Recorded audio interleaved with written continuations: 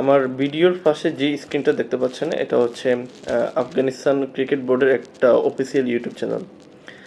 তো এই ইউটিউব চ্যানেলে দেখলাম সেখানে একটা খেলা লাইভ দেখাচ্ছে। সেই খেলাটা হচ্ছে আফগানিস্তানের T20 ডোমেস্টিক ক্রিকেট লিগ।